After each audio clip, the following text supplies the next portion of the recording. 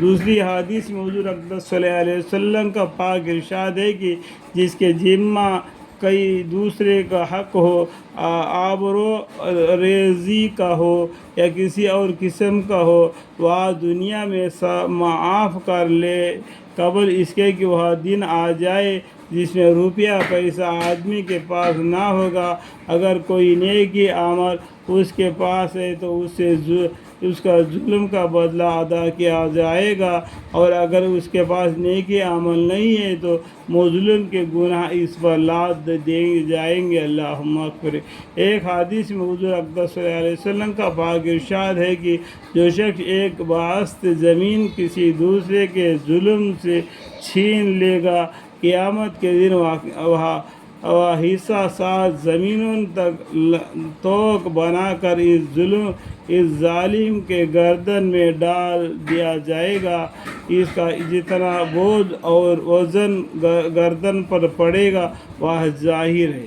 ایک مرتبہ حضور اقدس صلی اللہ علیہ وسلم سورج گرہن کی نماز پڑھے رہے تھے۔ اس میں حضور اقدس صلی اللہ علیہ وسلم کے سامنے جنت اور جہنم کے حوالہ ظاہر ہوئے تو حضور اقدس صلی اللہ علیہ وسلم نے جہنم میں ایک عورت کو دیکھا جسے کسی بلی کو دنیا میں باندھا رکھا تھا، اور اس کو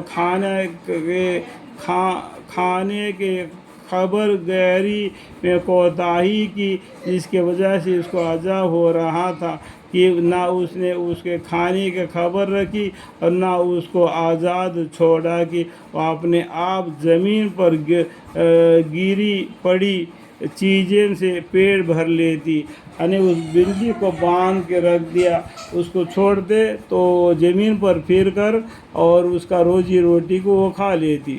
جو لوگ جانوروں کو پالتے ہیں ان کو خبر گیری کو بڑی سخت ذمہ داری ہے۔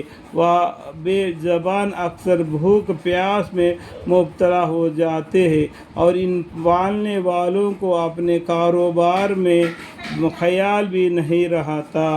ایک حدیث میں حضور اقدس صلی اللہ علیہ وسلم کا پاک ارشاد ہے کہ قیامت میں بدترین شخص وہ ہے جو دوسروں کی نیکیاں کی خاطر اپنی آخرت کو نقصان پہنچائے۔